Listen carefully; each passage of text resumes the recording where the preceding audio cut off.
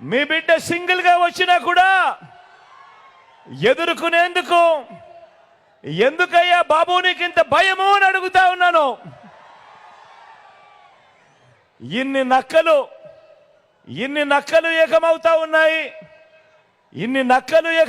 ఉన్నాయి, ఒకే ఒక్కడిని సింగిల్గా ఎదుర్కొనేదానికి ఇన్ని నక్కలు ఏకమైనా కూడా భయపడతా ఉన్న పరిస్థితులు ఈరోజు కనపడతా ఉన్నాయి. అడుగుతా ఉన్నా, అయ్యా బాబు నేను బచ్చా అయితే నా చేతిలో చిత్తుగా ఓడిపోయి కేవలం 23 మంది ఎమ్మెల్యేలను మాత్రమే గెలిపించుకున్న నువ్వు ఎవరయ్యా అని అడుగుతా ఉన్నాను.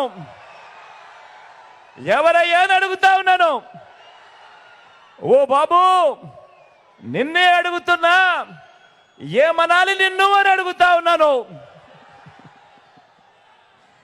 నేను బచ్చా అయితే 5 ఏళ్ల తర్వాత కూడా నాతో పోటీకి నువ్వు ఒక్కనివే రావడానికి నీకు ధైర్యం చాలడం లేదు. 1/2 డజన్ మందిని వెనకేసుకొని వస్తా ఉన్న నిన్నేమనాలి అని అడుగుతా ఉన్నాను. ఓ బాబు నిన్ను ఏమనాలి అని అడుగుతా ఉన్నాను. ఏమనాలి?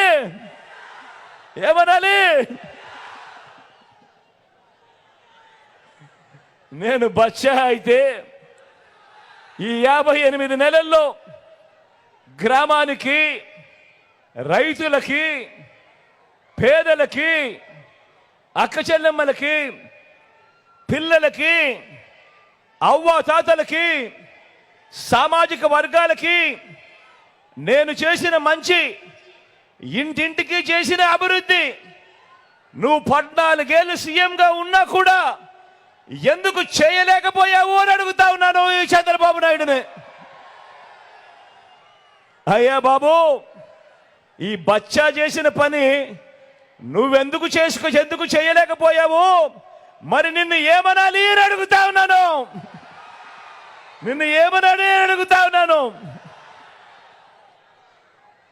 మీరే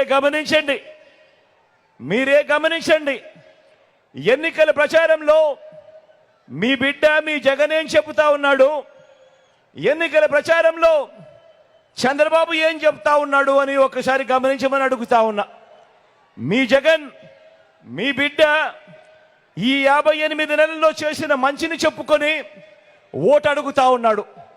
ఇంటింటికి చేసిన అభివృద్ధిని, ఇంటింటికి చేసిన మంచిని చూపి ఓటు అడుగుతా ఉన్నాడు మీ బిడ్డ, మీ జగన్.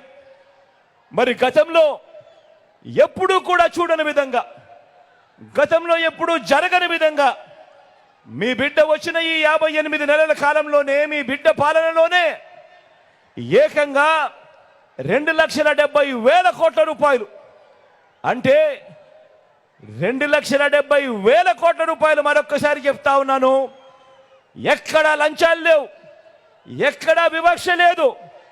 నేరుగా మీ బిడ్డ బటన్ నొక్కుతా ఉన్నాడు, నా అక్క చెల్లెమ్మల కుటుంబాల ఖాతాల్లోకి నేరుగా వారి చేతికే నేరుగా వెళ్ళిపోతా ఉంది.